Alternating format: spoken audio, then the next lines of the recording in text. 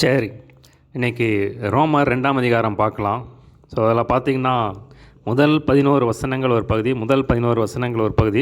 இந்த 6ஆம் வசனத்தை தலைப்பாக போட்டு வச்சுக்கலாம். சரிங்களா? 6ஆம் வசனம் தலைப்பாக போட்டு வச்சுக்கோங்க.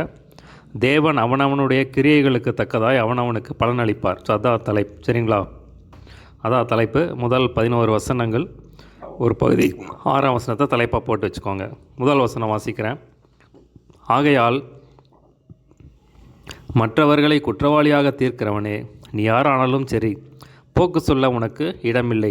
நீ குற்றமாக தீர்க்கிறவைகள் எவைகளோ அவைகளை நீயே செய்கிறபடினால் நீ மற்றவர்களை குறித்து சொல்லுகிற தீர்ப்பினாலே உன்னைத்தானே குற்றவாளியாக தீர்க்கிறாய். ஸோ அந்த இடத்துல பார்த்தீங்கன்னா ஆகையால் அப்படின்னு சொல்லியிருக்கோம். இப்போ முதலாம் அதிகாரத்தில் நம்ம ஏற்கனவே பார்த்துருக்கோம். ஸோ அதில் அங்கே என்ன சொல்வார் அப்படின்னா பார்த்தீங்கன்னா அவர்கள் தேவனை அறிந்தும் தேவனை மகிமைப்படுத்தாமல் ஸ்தோத்தரியாமல் இருக்கிறனால அவங்க இருதயம் இருளடைந்து, உணர்வில்லாமல் இருதயம் இருளடைஞ்சு, அதனால் தேவன் அவர்களே அசுத்தமான சிந்தைகளுக்கு அசுத்தத்திற்கு ஒப்பு கொடுத்தார். அதனால் இச்சையவங்களுக்கு ஒப்பு கொடுத்தார். ஆனால் பார்த்திங்கன்னா சிருஷ்டிகரை தொழுது கொள்ளாமல் சிருஷ்டியை தொழுது கொள்கிறதுனால ஆண்டவர் என்ன பண்ணுறாரு, அவளை கேடான சிந்தைக்கு ஒப்பு கொடுத்தார். ஆனால் அவங்க துணிகர பாவத்தில் இருந்தாங்க. அதனால் அவர்கள் மரணத்துக்கு பாத்திரவன்களாக இருக்கிறார்கள் அப்படின்னு சொல்லி நம்ம அதில் பார்த்தோம். சரிங்களா? ஸோ இந்த இடத்துல சொல்கிறாரு, ஆகையால் மற்றவர்களை குற்றவாளியாக தீர்க்கிறவனே, நீ யாரானாலும் சரி, போக்கு சொல்ல உனக்கு இடமில்லை. நீ குற்றமாக தீர்க்கிறவைகள் எவைகளோ அவைகளை நீயே செய்கிறபடினால் நீ மற்றவர்களை குறித்து சொல்லுகிற தீர்ப்பினாலே உன்னைத்தானே குற்றவாளியாக்குகிறாய். ஸோ இந்த இடத்துல சொல்கிறாரு, நீ மற்றவர்களை குற்றவாளின்னு சொல்லி தீர்க்கிற, ஆனால் நீ எந்த காரியத்தை குற்றவாளின்னு தீர்க்கிறியோ அதை நீயே செய்கிறபடினால நீ உன்னைத்தானே குற்றவாளியாக தீர்க்கிற அப்படின்னு சொல்லி சொல்கிறார். இப்படிப்பட்டவைகளை செய்கிறவர்களுக்கு தேவனுடைய நியாய தீர்ப்பு சத்தியத்தின்படியே இருக்கிறது என்று அறிந்திருக்கிறோம். ஸோ அப்படிப்பட்டவைகளை செய்கிறவருக்கு தேவனுடைய நியாய தீர்ப்பு இருக்குது அப்படின்னு சொல்லி சொல்கிறார். இப்படிப்பட்டவைகளை செய்கிறவைகளை குற்றவாளிகள் என்று செய்கிறவர்களை குற்றவாளிகள் என்று தீர்த்தும் அவைகளை செய்கிறவனே, நீ தேவனுடைய நியாயத்தீர்ப்பு தப்பிக்கொள்ளலாம் என்று நினைக்கிறாயா? ஸோ பார்த்தீங்கன்னா நீ மற்றவர்களை குற்றவாளின்னு தீர்க்கிற, நீயே அது செய்கிறனால நீ நியாயத்தீர்ப்பு தப்பிக்கொள்ளலான்னு நினச்சிக்கிறியா? முடியாது அப்படின்னு சொல்லி சொல்கிறார். அல்லது தேவ தயவு நீ குணப்படும்படி உன்னை ஏவுகிறது என்று அறியாமல் அவருடைய தயவு, பொறுமை, நீடிய சாந்தம் இவங்களின் ஐஸ்வர்யத்தை அசட்டை பண்ணுகிறாயோ? உன் மனக்கடினத்திற்கும் குணப்படாத இருதயத்திற்கும் ஏற்றபடி தேவனுடைய நீதியுள்ள தீர்ப்பு வெளிப்படும் கோபாக்கினை நாளிலே உனக்காக கோபாக்கினையை குவைத்து கொள்கிறாயே. ஸோ இந்த இடத்துல பார்த்தீங்கன்னா 4ஆம் வசனம் பாருங்கள். அல்ல தேவதயவனை குணப்படும்படி உன்னை ஏவுகிறதுன்னு அறியாமல் அவருடைய தயவு, பொறுமை, நீடிய சாந்தம் இவைகளின் ஐஸ்வர்யத்தை அசட்டை பண்ணுகிறாயோ? ஸோ பார்த்தீங்கன்னா தேவன் சான்ஸ் கொடுக்குறார். எல்லா பாவத்தில் இருக்கிறவங்களுக்கு மனம் திரும்பும்படியாக சான்ஸ் கொடுக்குறார். அதை நம்ம வேதத்தில் பார்க்குற வயசுக்கு சொல்கிறாரு.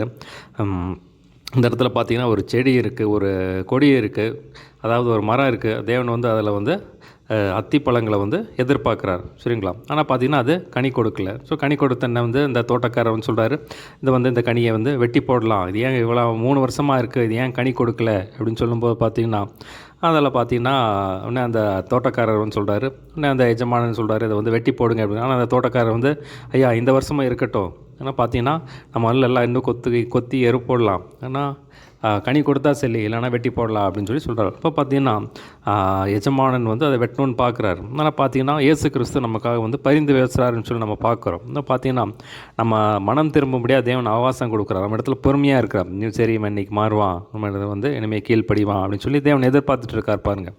ஸோ அதான் பார்த்தீங்கன்னா நம்ம குணப்படும்படியாக தேவன் பொறுமையாக இருக்கார், நீடிய சாந்தமாக இருக்காருன்னு சொல்லி சொல்கிறார். உன் மன கடினத்திற்கும் குணப்படாத இருதயத்துக்கும் ஏற்றபடி தேவனுடைய நீதியுள்ள தீர்ப்பு வெளிப்படும் கோபாக்கினை நாளிலே உனக்காக கோபாக்கினையை குவித்து கொள்கிறாயே. ஸோ பார்த்தீங்கன்னா நீ குணப்படாமல் இருந்தீங்கன்னா என்ன ஆகும்னா ஒரு நாள் மரித்து போயிடுவே. அப்போ உன் மேலே தேவ கோபாக்கினை வரும், தண்டனை வரும் அப்படின்னு சொல்லி சொல்கிறார். ஸோ அதனால் பார்த்தீங்கன்னா இப்போவே ஆண்டவர் எதிர்பார்க்குறது தான். சரிங்களா? இன்னும் பார்த்தீங்கன்னா மனம் திரும்புதலுக்கு ஏற்ற கனி கொடுங்கள் அப்படின்னு சொல்லி சொல்கிறார். சரிங்களா? இப்போ பார்த்தீங்கன்னா நம்ம மனம் திரும்படியாக தேவன் அவகாசம் கொடுக்குறார். தேவன் நம்ம இடத்துல பொறுமையாக இருக்கார். தேவன் காத்துட்ருக்கார் பாருங்கள். அதை நம்ம யூஸ் பண்ணிக்கணும். அப்போ ஆண்டவர் இது வரைக்கும் நம்ம செஞ்ச பாவத்தை மன்னிச்சார். இந்த நான் வேதத்தில் வாசிக்கிறோம். பரிசுத்தம் உள்ளவன் இன்னும் பரிசுத்தமாகட்டும், நீதி செய்கிறவன் இன்னும் நீதி செய்யட்டும். ஸோ பார்த்தீங்கன்னா ஆண்டவர் சொல்கிறார், நம்ம வந்து ஒரு ஸ்டெப் எடுத்து வச்சோம்னா ஆண்டவர் உதவி செய்வார். ஆண்டவரே பரிசுத்தத்தை நான் குறைச்சல் தான், சரிங்களா? இப்போ எல்லாருமே பரிசுத்தவான்கள் கிடையாது. ஸோ எல்லாமே வந்து பாவிகள் தான். ஸோ எடுத்தோன்னே ரசிக்கப்பட்டோன்னே எல்லோரும் வந்து 100% பரிசுத்தம் ஆகிறது இல்லை. ஆனால் பார்த்தீங்கன்னா நம்ம பரிசுத்தம் மேலே பரிசுத்தம் ஆகணும்னு சொல்லி தேவன் எதிர்பார்க்குறார். நம்ம 30%லேருந்து 20% வந்துடக்கூடாது. நம்ம ஒரு வேளை 30% இருந்துச்சுன்னா 30%லேருந்து 40% பரிசுத்துக்கு போகணும், 40%லேருந்து 50% போகணும். அதுதான் பரிசுத்தமானோம் இன்னும் பரிசுத்தமாகட்டும், நீதி செய்கிறது இன்னும் செய்யட்டும் அப்படின்னு சொல்லி சொல்கிறார். அதே மாதிரி 2 கொரிந்தியர் சொல்லும்போது பரிசுத்தமாகுதலை பூர்ணப்படுத்த கடவுள்னு சொல்லி சொல்கிறார். அப்போ 100% தேவன் எதிர்பார்க்குற பரிசுத்தத்தால் நமக்கு வர முடியும், சரிங்களா? அப்போ அதுதான் தேவன் எதிர்பார்க்குறார், சரிங்களா? பரிசுத்தத்தின் மேலே பரிசுத்தம் வளரணும், நீதியின் மேலே நீதி வளரணும். அப்போ அதை தேவன் வந்து எதிர்பார்க்குறார். தேவன் வந்து நம்ம மாறும்படியாக பொறுமையாக இருக்கார். அந்த பொறுமையாக வந்து நம்ம உபயோகப்படுத்திட்டு ஆண்டவர்கிட்ட கிருபை கேட்டு நம்ம வந்து மனம் மாறணும் அப்படின்னு சொல்லி ஆண்டவர் விரும்புகிறார். பாருங்கள், 6ஆம் வசனம் பாருங்கள். தேவன் அவனுடைய கிரியைகளுக்கு தக்கதாய் அவனவனுக்கு பலன் அளிப்பார், சரிங்களா? ஸோ அதுதான் அதோட தலைப்பு நம்ம பார்த்தோம். பார்த்தீங்கன்னா இப்போ இந்த இடத்துல பார்க்குறோம், 2 குரூப்பை பார்க்குறோம். 7ஆம் வசனம் பாருங்கள். சோர்ந்து போகாமல் நற்கிரிகளை செய்து மகிமையும் கனத்தையும் அழியாமையும் தேடுகிறவர்களுக்கு நித்திய ஜீவனை அளிப்பார். ஸோ ஒரு குரூப் வந்து சோர்ந்து போகாமல் நற்கிரியைகள் செய்கிறாங்க. அவங்களுக்கு வந்து என்ன பண்ணுவாங்க, அவங்களுக்கு வந்து தேவன் என்ன பண்ணுறாரு, நித்திய ஜீவனை அளிக்கிறார் அப்படின்னு சொல்லி இன்னொரு குரூப் பாருங்கள். சண்டைக்காரராக இருந்து சத்தியத்திற்கு கீழ்ப்படியாமல் அநியாயத்திற்கு கீழ்ப்படிந்தவர்களுக்கோ உக்கின கோபாக்கினை வரும். ஸோ அவங்களுக்கு வந்து கோபாக்கினை வரும் அப்படிங்கிறார். முன்பு யூதரிலும் பின்பு கிரேக்கரிலும் பொல்லாங்கு செய்கிற எந்த மனுஷ ஆத்மாவுக்கும் உபத்திரம் வியாகுலமும் உண்டாகும், சரிங்களா? ஸோ பார்த்தீங்கன்னா அந்த மாதிரி சண்டைக்காரர் வந்து தேவனுடைய வார்த்தை கீழ்ப்படியாமல் இருந்தாங்கன்னா அவங்களுக்கு உபத்திரம் வந்து வியாகுலம் வரும், தண்டனை வரும், தேவ கோபாக்கினை வரும் அப்படின்னு சொல்லி சொல்கிறார்.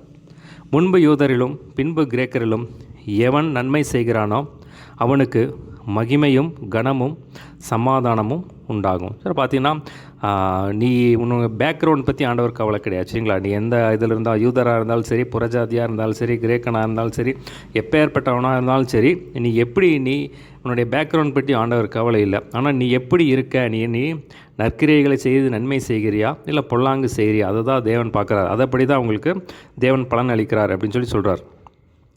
முன்பு யூதரிலும் பின்பு கிரேக்கரிலும் எவன் நன்மை செய்கிறானோ அவனுக்கு மகிமையும் கனமும் சமாதானமும் உண்டாகும், தேவனிடத்தில் பச்சைப்பாதம் இல்லை. ஸோ அதான் இந்த இடத்துல சொல்கிறார்.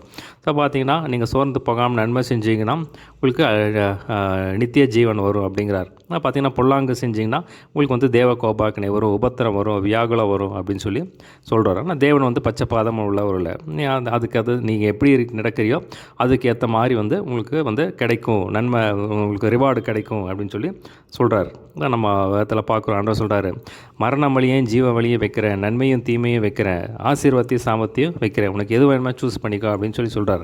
அதான் புதிய ஏற்பாட்டில் இயேசுக்கு சொல்லும்போது இடுக்கமான வாசல் வழியாக பிரவேசிங்க அப்படின்னு சொல்லி சொல்கிறார். அப்போ பரலோகத்துக்கு போகணும் அப்படின்னா இடுக்கமான வாசல் வழியாக தான். கேட்டுக்கு போகிற வாசல் வழி விசாலமாக இருக்குது, ஆனால் வந்து நீ சூஸ் பண்ணிக்கோ அப்படின்னு சொல்லி. ஆனால் ஆண்டவர் வந்து என்ன எதிர்பார்க்குறாரு, எல்லோரும் பரலோகத்துக்கு, எல்லோரும் ரசிக்கப்படணும், எல்லோரும் வந்து பரலோகத்துக்கு வரணும். அதுதான் வந்து தேவன் வந்து விரும்புகிறார், சரிங்களா?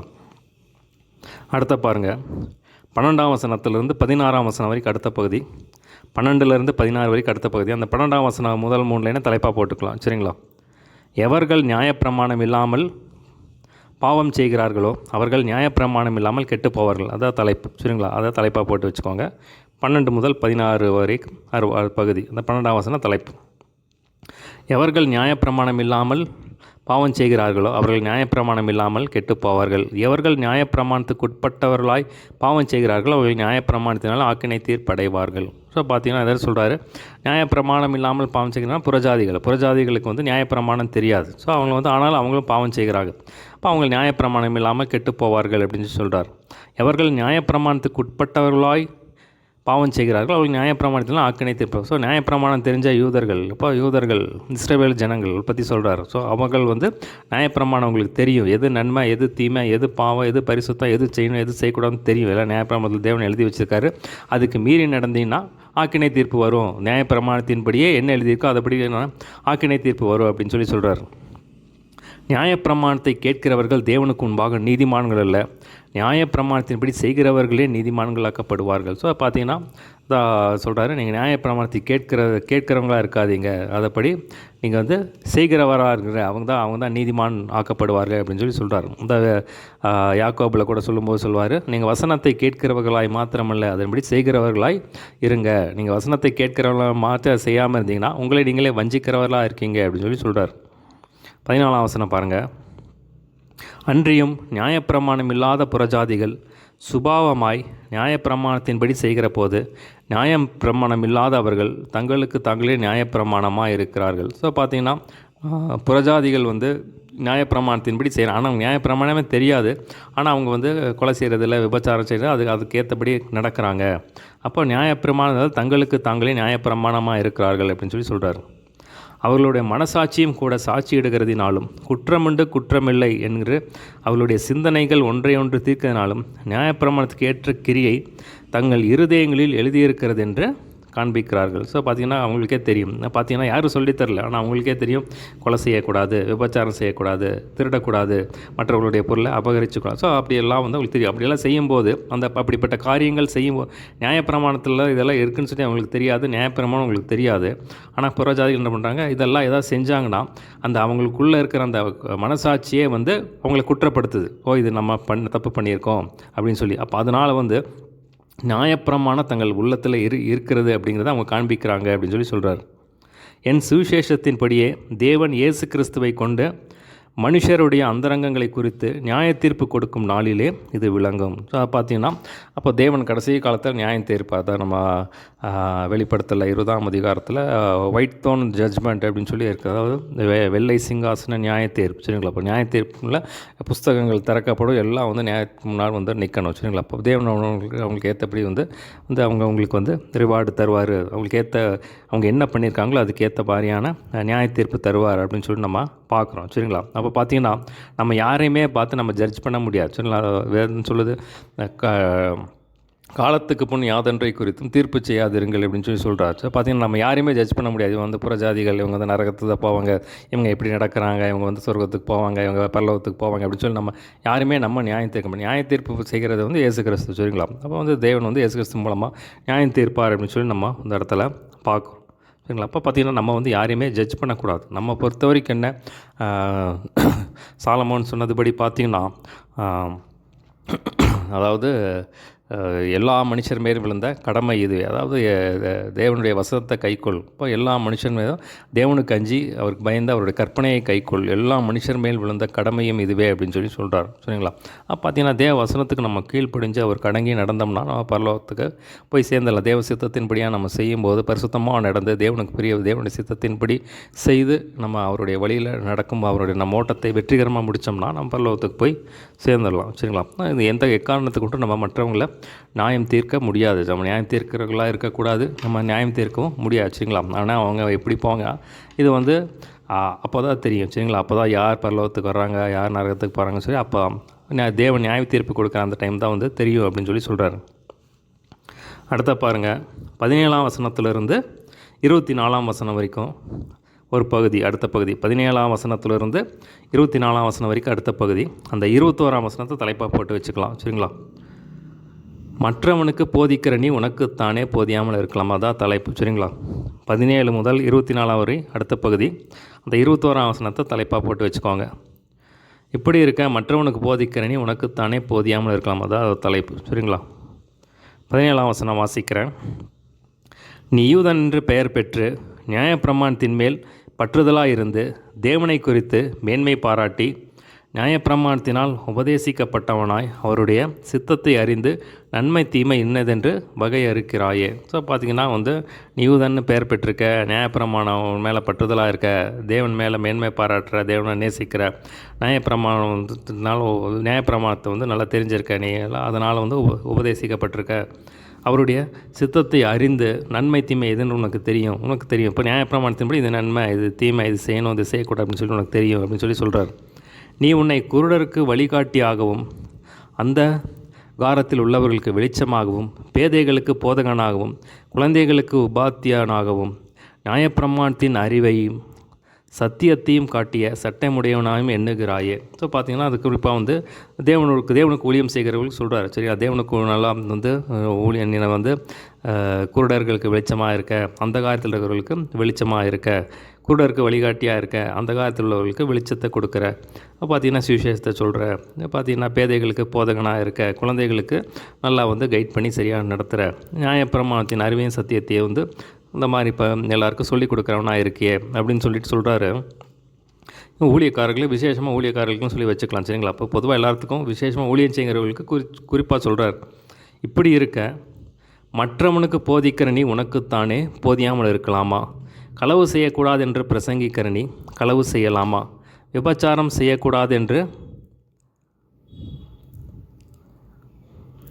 சொல்லுகிற நீ விபச்சாரம் செய்யலாமா? விக்கிரகங்களை அறிவிக்கிற நீ கோயில்களை கொள்ளையிடலாமா? நியாயப்பிரமாணத்தை குறித்து மேன்மை பாராட்டுகிறேன், நியாயப்பிரமாணத்தை மீறி நடந்து தேவனை கனவீனம் பண்ணலாமா? எழுதியிருக்கிறபடி தேவனுடைய நாமம் புறஜாதிகளுக்குள்ளே உங்கள் மூலமாய் தூஷிக்கப்படுகிறதே. ஸோ சொல்கிறாரு, மற்றவர்களுக்கு போதிக்கிறேன் உனக்கு தானே போதியம்லாம், நீ எல்லாமே பண்ணுறேன், உனக்கு நியாயப்பிரமாணம் தெரியும், நீ வந்து யூதன்னு பேர் வச்சுருக்க, உனக்கு நியாயப்பிரமாணம் எல்லாம் தெரியும், நீ மற்றவர்களுக்கு வந்து நல்லா உதவி செய்கிற, எல்லாம் செய்கிற, உனக்கு எல்லாம் செய்கிறேன்னு சொல்லி நல்லா ஊழியம் செய்கிறேன்னு சொல்லி நினச்சிட்ருக்கியே.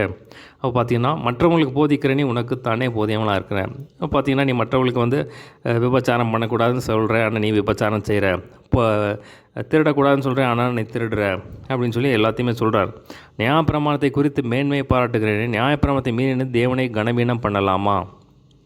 அப்போ நியாயப்பிரமாணத்தை படி நீ சொல்கிற நீ, ஆனால் அதைப்படி நீ செய்கிறியா அப்படின்னு சொல்லி ஆண்டவர் கேட்குறார். இந்த பவுல் எழுதும்போது எழுதுகிறாரு, மற்றவர்களுக்கு பிரசங்கம் பண்ணுகிற நான் தானே ஆகாதவனை போகாதபடிக்கு சரீரத்தை ஒடுக்கி கீழ்ப்படுத்துகிறேன் அப்படின்னு சொல்லி எழுதுகிறார். சரிங்களா, ஸோ இதுதான் ரோமரில் நம்ம பார்க்குறோம். ரோமர் 12:1-2 நீங்கள் உங்கள் சரீரங்களை ஜீவ பலியாக ஒப்பு கொடுங்கள் அப்படின்னு சொல்லி சொல்கிறார். சரிங்களா, அப்போ சரீரத்தை ஒப்பு கொடுக்கணும். மற்றவர்களுக்கு பிரசங்கம் பண்ணுறது சுலபம். சரிங்களா, மற்றவர்களுக்கு பிரசங்கம் பண்ணுறது சுலபம், ஆனால் நம்ம கீழ்ப்படுகிறது கொஞ்சம் கஷ்டமான காரியம். சரிங்களா, இருக்கிறது கொஞ்சம் கஷ்டமான, கீழ்ப்படுகிறது கொஞ்சம் கஷ்டமான காரியம் தான். ஆனால் தேவ கிருபை நம்ம சார்ந்து கொள்ளணும். பாருங்கள், ஆண்டவரே எனக்கு கிருபை கொடுங்க, இந்த காரியத்தினால் கீழ்ப்படியும், எனக்கு உதவி செய்யுங்க, எனக்கு கிருபை கொடுங்க அப்படின்னு ஆண்டவர் கிருபை கொடுப்பார். சரிங்களா, அப்போ அவர் கிருபை மூலமாக நம்ம என்ன பண்ணுறோன்னா இந்த தேவவசனத்தை கீழ்ப்படிய முடியும். பாருங்கள், சரிங்களா, தான் இயேசு கிறிஸ்து சொல்லும்போது சொல்கிறாரு, உன் கண் இடரல் உண்டாக்கினால், உன் கண்ணை ஒரு கண் இடரல் உண்டாக்கினால் அதை வந்து தரித்து போடு. நீ 2 கண்ணுடையவனாய் நரகத்தில் தள்ளப்படுவதை பார்க்கிலும் ஒற்றை கண்ணனாய் பல்லவத்தில் பிரவேசிப்பதும் நலமாக இருக்குது அப்படிங்கிறார். 2 கை, உன் கை உனக்கு இடரெல்லாம் உண்டாக்கினா அதை தரித்து போடுங்கிறார். உன் கால் இடரெல்லாம் உண்டாக்கினா அதை தரித்து போடுங்கிறார். 2 கை உடையவனா 2 கால் உடையவனா நீ நரகத்துக்கு போவதை பார்க்கிலும் ஒரு கால் உடையவனா நீ பரலோகத்தை பிரவேசிப்பது நலமாக இருக்கும் அப்படிங்கிறார். அப்போ ஒப்பு கொடு அப்படிங்கிறார். சரிங்களா, கண்ணை ஒப்பு கொடுக்க சொல்கிறாரு, நாம் ஒப்பு கொடுக்க சொல்கிறார், இருதயத்தை ஒப்பு கொடுக்க சொல்கிறார். சரிங்களா, அப்போ ஒப்பு கொடுக்கணும். ஒப்பு கொடுத்தல் ரொம்ப முக்கியமான ஒரு காரியம் பாருங்கள்.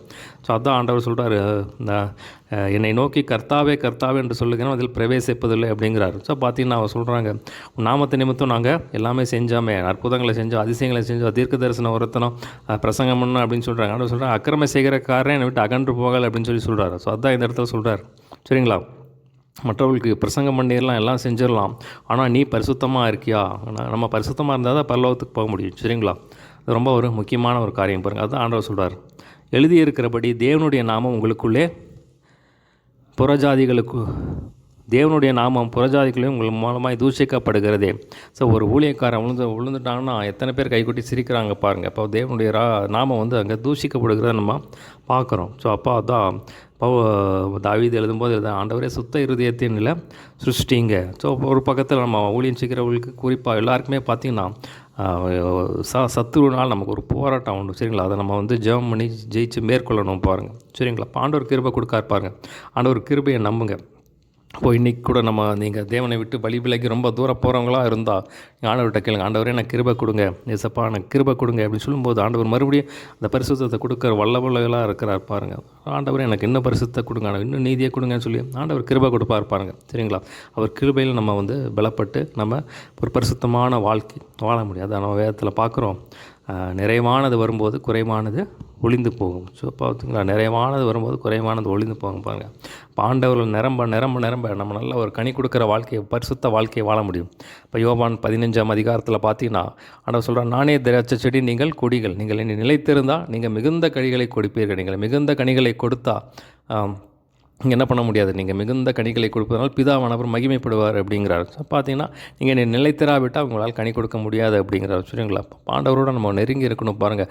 ஜெபத்துலேயும் வேதத்துலேயும் அதிகமாக தேவனிடத்தில் நெருங்கும் போது பார்த்திங்கன்னா நமக்குள்ளே இருக்கிற அந்த மாம்சத்தின் கிரியைகள் எல்லாம் ஒளிந்து போயிடும் பாருங்கள். அப்போ நமக்கு வந்து நம்மால் வந்து எந்த பாவத்தையும் மேற்கொள்ள முடியும். சரிங்களா? தான் வசனம் சொல்லுது, நீங்கள் நியாயப்பிரமாணத்தில் கீழ்ப்பட்டிராமல் கிருபைக்கு கீழ்ப்பட்டிருக்கிறபடினால் பாவம் உங்களை மேற்கொள்ள மாட்டான். சரிங்களா? ஒரு பரிசுத்த வாழ்க்கையை வாழ முடியும். சரிங்களா? ஒருவேளை இன்றைக்கி இந்த செய்தியை கேட்டுக்கொண்டு யாராக இருந்தாலும் சரி, ஒரு வேளை பரிசுத்த குலைச்சலால் பரிசுத்தத்தால் நீங்கள் ரொம்ப பாதிக்கப்பட்டிருந்தால் உங்களோட தேவனுக்கு பிரியமான ஒரு வாழ்க்கை நீங்கள் ஒரு வேளை ஊழியம் செஞ்சுட்ருக்கலாம். நீங்கள் இப்படியாக இருந்தாலும் சரி, ஒரு வேளை தேவனுக்கு பிரியமில்லாத வாழ்க்கை ஒரு வேளை இந்த ஆண்டவர் இந்த நேரத்தில் ஒப்பு கொடுங்க. ஆண்டவர் அதை கேட்டு எல்லாவற்றையும் மாற்ற தேவன் வல்லவராக இருக்கிறார் பாருங்கள். அடுத்த பாருங்கள், 25ஆம் வசனத்துலேருந்து 29ஆம் வசனம் வரைக்கும் கடைசி பகுதி. சரிங்களா? 25 முதல் 29 வரை கடைசி பகுதி. அந்த 29ஆம் வசனம் முதல் லைனை தலைப்பாக போட்டுக்கலாம். சரிங்களா? உள்ளத்திலே யூதனானவனே யூதன். சரிங்களா? அதான் தலைப்பு. உள்ளத்திலே யூதனானவனே யூதன். 25ஆம் வசனம் வாசிக்கிறேன். நீ நியாயப்பிரமாணத்தை கை கொண்டு நடந்தால் விருத்த சேதனம் பிரயோஜனம் உள்ளதுதான். நீ நியாயப்பிரமாணத்தை மீறி நடந்தால் உன் விருத்த சேதனம் இல்லாமல் ஆயிற்று. நீ வந்து நியாயப்பிரமாணத்தை வந்து கை கொண்டினா விருத்த சேதனம் பிரயோஜனம் உள்ளது. ஆனால் நீ நியாயப்பிரமாணத்தை மீறி நடந்தினா உன் விருத்த சேதனம் பிரயோஜனம் இல்லை அப்படிங்கிறார். மேலும் விருத்த சேதனம் இல்லாதவன் நியாயப்பிரமாணத்துக்கேற்ற நீதிகளை கை கொண்டால் அவனுடைய விருத்த சேதனம் இல்லாமை விருத்த சேதம் என்று எண்ணப்படும் அல்லவா? பார்த்தீங்கன்னா புறஜாதிகளை சொல்கிறார். புறஜாதிகள் வந்து விருத்த சேதனம் இல்லாமல் அவங்க என்ன பண்ணுறாங்க, நியாயப்பிரமாணத்தின்படி நியாயப்பிரமாணத்துக்கு ஏற்ற நீதியை செய்கிறாங்க. அப்போ வந்து அவன் விருத்த சேதனம் பண்ணலைனாலும் விருத்த சேதனம் பண்ணுற மாதிரி அவனுக்கு வந்து எண்ணப்படும் அல்லவா அப்படின்னு சொல்கிறார். சுபாவத்தின்படி விருத்த சேதனம் இல்லாதவனாக இருந்தும் நியாயப்பிரமாணத்தை நிறைவேற்றுகிறவனாக இருந்தால் அவன் வேத எழுத்தும் விருத்த சேதம் உள்ளவனுமாயிருந்தும் நியாயப்பிரமாணத்தை மீறுகிறவனை குற்றப்படுத்துவான் அல்லவா? ஆதலால் புறம்பான யூதனானவன் யூதன் அல்ல, புறம்பாக மாம்சத்தில் செய்யப்படுகிற விருத்த சேதனம் அல்ல. ஸோ அதனால் பார்த்திங்கன்னா இந்த இடத்துல சொல்கிறாரு, பார்த்திங்கன்னா புறஜாதிகள் வந்து விருத்த சேதனம் பண்ணாமல் நியாயப்பிரமாணத்தை கை கொள்கிறாங்க. அவங்க என்ன பண்ணுவாங்க, விருத்த சேதனம் பண்ணப்பட்டவங்க நியாயப்பிரமாணத்தை கை கொள்ளாமல் இருக்கிறனால அவங்கள பார்த்து அவங்கள குற்றப்படுத்துவாங்க அப்படின்னு சொல்கிறார். ஆதலால் புறம்பான யூதனானவன் யூதன் அல்ல, புறம்பான மாம்சத்தில் செய்யப்படும் விருத்த சேதனம் இல்லை. இப்போ விருத்த சேதனம் செஞ்சுட்டா அதில் வந்து ஒன்றும் இல்லை. அதான் பவுல் எழுதும்போது எழுதுகிறார், விருத்த சேதனம் ஒன்றுமில்லை, விருத்த சேதனம் இல்லாமையும் ஒன்றுமில்லை, புது சிருஷ்டிய காரியம் அப்படின்னு சொல்கிறார். அதுதான் இந்த 29ஆம் வசனம் பாருங்கள், ரொம்ப முக்கியமான வசனம். உள்ளத்தில் அப்போ என்னதான் அப்படின்னா, உள்ளத்தில் யூதனானவனே யூதன், எழுத்தின்படி உண்டாகாமல் ஆவியின்படி இருதயத்தில் உண்டாகும் விருத்த சேதனம். இப்படிப்பட்டவனுக்குரிய புகழ்ச்சி மனுஷரால் அல்ல தேவனாலே உண்டாயிருக்கிறது. ஸோ பார்த்தீங்கன்னா அதை சொல்கிறாரு, உள்ளத்திலே யூதனானவனே யூதன். அப்போ மாம்சத்தின்படி விருத்த சேதனம் அல்ல, இருதயத்தில் விருத்த சேதனம் பண்ணப்படணும் அப்படிங்கிறார். இருதயத்தில் உண்டாகும் விருத்த சேதனம். அப்போ பார்த்தீங்கன்னா என்ன சொல்கிறார் அப்படின்னா, ஒரு கனி கொடுக்குற வாழ்க்கையே சொல்கிறார். தேவனுக்கு கீழ்ப்படுகிற ஒரு வாழ்க்கை, ஒரு சாட்சியுள்ள வாழ்க்கை, நம்ம கிறிஸ்துவின் நிருபங்களாக இருக்கணும், அதுதான் சொல்கிறார். சரிங்களா? அதாவது மனமாற்றம் அதுதான் தேவை. ஸோ பார்த்தீங்கன்னா பேரில் கிறிஸ்துவ பேர் கிடையாது, பேர் கிறிஸ்துவர்களாக இருக்கிறது இல்லை, தேவனுடைய சாயலை நம்ம பிரதிபலிக்கிறவர்களாக இருக்கணும். ஒரு மனமாற்றம், நமக்குள்ள ஒரு மறுரூபமாக்கப்பட்ட ஒரு வாழ்க்கை, கனி கொடுக்கிற ஒரு வாழ்க்கை, அதுதான் வந்து தேவன் சொல்கிறார். பவுல் சொல்லும்போது சொல்கிறாரு, நான் கிறிஸ்துவை பின்பற்றுகிறோம், நீங்கள் என்னை பின்பற்றுகிறவளாக இருங்கள் அப்படின்னு சொல்லி நம்ம ஒரு சவால் நிறைந்த ஒரு வாழ்க்கையை பாருங்கள். பார்த்தீங்கன்னா அப்போ அந்த அளவுக்கு டெடிக்கேட்டடாக வந்து அவர் வாழ்ந்திருக்கார் பாருங்கள். நான் கிறிஸ்துவை பின்பற்றுகிறது போல் நீங்கள் என்னை பின்பற்றுகிறீர்கள் அப்படின்னு சொல்கிறார் பாருங்கள். அதான் இயேசு கிறிஸ்து சொன்னார், என்னில் பாவம் உண்டு என்று உங்களில் யார் என்னை குற்றப்படுத்தக்கூடும் அப்படின்னு கேட்குறாரு பாருங்க. ஸோ அப்படிப்பட்ட ஒரு வாழ்க்கை இருக்குது. நம்ம ஆண்டவர்கிட்ட கேட்கணும், ஆண்டவரே எனக்கு அப்படி ஒரு கனி கொடுக்குற வாழ்க்கை கொடுங்க, வசனத்துக்கு கீழ்ப்படுகிற ஒரு வாழ்க்கை கொடுங்க, ஒரு சாட்சியுள்ள வாழ்க்கையை கொடுங்க ஆண்டவரே, உங்களுடைய சாயலாக என்னை மாற்றுங்க அப்படின்னு அனுதினமும் நம்ம அவர் ரத்தத்தினால் ஒரு வார்த்தையினால் நம்ம கழுவி பரிசுத்தப்படுத்தி கொண்டே இருக்கணும் பாருங்கள். அதுதான் நம்ம வார்த்தையில் வாசிக்கிறோம், நிறைவானது வரும்போது குறைவானது ஒளிந்து போகும். ஸோ தேவ வசனத்தில் நிரம்ப என்ன ஆகும்னா அந்த குறைவுகள் ஓடி போயிடும் பாருங்கள். தேவ வசனத்தினால் நம்ம கழுவி நம்மை சுத்திகரித்து கொள்ளணும் பாருங்கள். தேவ இயேசு கிறிஸ்துவின் ரத்தத்தினால் நம்ம கழுவி நம்மை சுத்திகரித்துக் கொள்ளணும் பாருங்கள். பரிசுத்தம் நிரம்பி நம்மை சுத்திகரிக்கும் போது என்ன ஆகணும், இதெல்லாம் நிறைவுகள். இந்த நிறைவுகள் எல்லாம் வரும்போது நமக்குள்ளே இருக்கிற மாம்சத்தின் கிரியைகள் எல்லாம் போயிருப்பாங்க. அப்போ நம்ம பரிசுத்தின் மேல் பரிசுத்தம் அடைவோம், நீதியின் மேல் நீதியின் அடைவோம். சரிங்களா? அப்போ தேவனோடு நம்ம ஐக்கியப்பட்டிருக்கும் போது என்ன ஆகணும், அந்த கனிகள் ஆட்டோமேட்டிக்காக வெளிப்படும் பாருங்கள். தான் சொல்கிறார், உள்ளத்தில் யூதனானவனே யூதன் தான் சொல்கிறார். சரிங்களா? இப்போது 2ஆம் அதிகாரத்தில் என்ன பார்த்தோம் அப்படின்னா, தேவன் அவனவனுடைய கிரியைக்கு தக்கதாக அவனவனுக்கு பலனளிக்கிறார் அப்படின்னு சொல்கிறார். ஆனால் பார்த்தீங்கன்னா, நீங்கள் வந்து மற்றவர்கள் குற்றவாளிகள் தீர்க்கிற நீ, ஆனால் நீ அதை செஞ்சினா நீ வந்து உன்னை குற்றவாளியாக தீர்க்கிற அப்படின்னு சொல்கிறார். இப்படிப்பட்டவனுக்கு தேவனுடைய தீர்ப்பு வரும் அப்படின்னு சொல்கிறார். சோர்ந்து போகாமல் நற்கிரியை செஞ்சிங்கன்னா நீங்கள் வந்து உங்களுக்கு நித்திய ஜீவன் வரும் அப்படிங்கிறாரு. அதே மாதிரி வந்து சண்டைக்காரராக இருந்து இந்த நீங்கள் அநியாயத்துக்கு கீழ்ப்பணிச்சிங்கன்னா என்ன ஆகுன்னா, உங்களுக்கு தேவ கோபாக்கனை வரும், உபத்திரம் வரும், வியாகுலம் வரும் அப்படின்னு சொல்கிறார். ஸோ பார்த்தீங்கன்னா, அப்போ தேவன் வந்து பச்சைப்பாதம் உள்ளவர் இல்லை. அப்போ அவனுடைய கிரியைகள் தக்காங்க நீங்கள் நன்மை செஞ்சிங்கன்னா நித்திய ஜீவன் வரும். நீங்கள் பொல்லாங்க செஞ்சிங்கன்னா அதுக்கேற்ற வந்து தேவ கோபாக்கனை, உபத்திரம், வியாகுலம் எல்லாம் வரும். அப்போ தேவன் வந்து பச்சைப்பாதம் இல்லாமல் உங்கள் நியாயம் தீர்ப்பார் அப்படின்னு சொல்கிறார். அடுத்த பார்த்தீங்கன்னா என்ன பார்த்தோம், எவர்கள் நியாயப்பிரமாணம் இல்லாமல் பாவம் செய்கிறார்கள் நியாயப்பிரமாணம் எல்லாம் கெட்டு போவாங்க. நியாயப்பிரமாணத்துக்கு உட்பட்டு பாவம் செஞ்சாங்கன்னா நியாயப்பிரமாணத்தினால வந்து ஆக்கினை தீர்ப்படைவாங்க. ஸோ யார் நியாயப்பிரமாணம் இல்லாமல் பாவம் செஞ்சாங்கன்னா அதற்கேற்ற தண்டனை வரும். நியாயப்பிரமாணத்துக்கு உட்பட்டு பாவம் செஞ்சாங்கன்னா நியாயப்பிரமாணத்தில் இருக்கிற அந்த நியாய தீர்ப்பு வரும் அப்படின்னு சொல்கிறார். ஸோ பார்த்திங்கன்னா இதை வந்து பார்த்திங்கன்னா அந்த நாளில் வந்து தேவன் இயேசு கிறிஸ்து வந்து நியாயம் தீர்க்கும் அந்த நாளில் வந்து இதை வந்து விளங்கும் அப்படின்னு சொல்கிறார். அடுத்த பார்த்திங்கன்னா விசேஷமாக ஊழியக்காரங்களுக்கு சொல்கிறாரு, உனக்கு வந்து நியாயப்பிரமாணம் தெரியும், உனக்கு வந்து நியாயப்பிரமாணம் நல்லா தெரியும், தேவனை மேன்மை பாராட்டுற, நீ யூதர்னு பெயர் பெற்றிருக்க, உனக்கு வந்து நியாயப்பிரமாணத்தின் மேலே பட்டுதலாக இருக்க, எது நன்மை எது தீமை உனக்கு எல்லாமே தெரியும், நீ வந்து மற்றவங்களுக்கு வந்து வழிகாட்டியாக இருக்க, குருடருக்கு வழிகாட்டியாக இருக்க, அது மாதிரி பார்த்திங்கன்னா அந்த காலத்தில் இருக்க இருளில் இருக்கிறவங்களுக்கு வெளிச்சமாக இருக்க, நீ வந்து எல்லா ஊழியத்தையெல்லாம் செய்கிற, ஆனால் மற்றவர்களுக்கு போதிக்கிற நீ உனக்குத்தானே போதியாமல் இருக்கிறாமா, மற்றவங்களுக்கு வந்து விபச்சாரம் செய்யக்கூடாதுன்னு இருக்க, களவு செய்யக்கூடாது இருக்க, அதை மற்ற எல்லாம் செய்யக்கூடாது இருக்க, ஆனால் அது நீயே செய்கிற, இப்படி செய்யறதுனால தேவனுடைய நியாயப்பிரமாணத்தை மீறி நடக்கிற, அப்போ இதனால் வந்து தேவனுடைய நாமம் புறஜாதிகளுக்குள்ளே தூசிக்கப்படுகிறது அப்படின்னு சொல்கிற அந்த காரியத்தை நம்ம பார்த்தோம். அப்போ வந்து விருத்த சேதனம் பண்ணிட்டு அதனால் வந்து ஒன்றும் பிரயோஜனம் இல்லை. விருத்த சேதனம் பண்ணி நீங்கள் வந்து நியாயப்பிரமாணத்துக்கு மீறி நடந்தீங்கன்னா உங்களுக்கு அந்த வேஸ்ட்டு அப்படின்னு சொல்கிறார். அப்போ என்ன தான் பண்ணும் அப்படின்னா, உள்ளத்தில் யூதனானவனே யூதன். ஸோ பார்த்தீங்கன்னா மாம்சத்தின்படி விருத்த சேதனம் பண்ணப்படாமல் இருதயத்தில் வந்து விருத்த சேதனம் ஆகணும். அப்போ அவனுக்குரிய புகழ்ச்சி தேவனாலே உண்டாகும் அப்படின்னு சொல்கிறார். ஸோ அதான் நம்ம இதில் பார்த்தோம். சரிங்களா, ஒரு சின்ன ஜெபம் பண்ணி முடிச்சிடலாம். ஏசப்பா, உமக்கு நன்றி ஆண்டவரே, நீர் போதித்த காரியங்களுக்காக உமக்கு நன்றி ஆண்டவரே. சோர்ந்து போகாமல் நற்கிளைகளை செய்ய அழியாமையை தேட கர்த்தர் அனுகிரகம் பாராட்ட வேண்டும்படியாய் ஜெபிக்கிறேன். ஏசப்பா, உங்கள் வசனத்தின்படியாக உங்கள் வசனத்தை கேட்கிறவர்களாய் மாத்திரம் அதை அப்படி செய்கிறவர்களாக இருக்க எங்களுக்கு அனுகிரகம் செய்ய வேண்டும்படியாய் ஜெபிக்கிறேன். மற்றவங்களுக்கு பிரசங்கம் பண்ணுகிற நாங்கள் தானே ஆதவனை போடாதபடிக்கு சரீரத்தை ஒப்பு கொடுக்குறோம் ஆண்டவரே. தேவனே, எங்கள் சரீரங்களை ஏசப்பா ஜீவ பலியாக ஒப்பு கொடுக்குற ஆண்டவரே. தேவனை கிருபை பாராட்டுங்க. உள்ளத்தில் யூதனானவனை யூதன் என்று சொல்வது போல் ஒரு கனி கொடுக்குற வாழ்க்கை கர்த்தர் எங்களுக்கு தந்து வழிநடத்த வேண்டும் முடியாய் ஜெபிக்கிறேன்ப்பா. இன்னும் இடத்துல கிட்டி சேர கர்த்தர் கிருபை செய்ய வேண்டும் முடியாய் ஜெபிக்கிறேன். எங்கள் குற்றங்குறைகளை ஒரு விஷய கிருபையாக மன்னித்தள்ள வேண்டும் முடியாய் ஜெபிக்கிறேன். இன்னும் நாங்கள் அதிகமாக கனி கொடுக்குறவர்களாக எங்களை மாற்றுங்க ஆண்டவரே. தரமட்டமாக தாழ்த்தியும் கரத்தில் வைக்கிறோம் அப்பா. உங்களுக்கு வசனத்துக்கு நடுங்குகிறவர்களாக வசனத்துக்கு கீழ்ப்படுகிற இருதயத்தை எங்கள் கர்த்தர் எங்களுக்கு தர வேண்டும் முடியாய் ஜெபிக்கிறேன். அந்த நாம் மாத்திரம் மகிமைப்படட்டும், சொல்லப்பட்ட வசனங்கள் 100 பெருகி பலன் கொடுக்கட்டும் ஆண்டவரே. இந்த நாம் மாத்திரம் மகிமைப்படட்டும். இயேசுவின் நாமத்தில் எல்லாவற்றும் கேட்குற ஜீவன் நல்ல பிதாவே, ஆமேன்.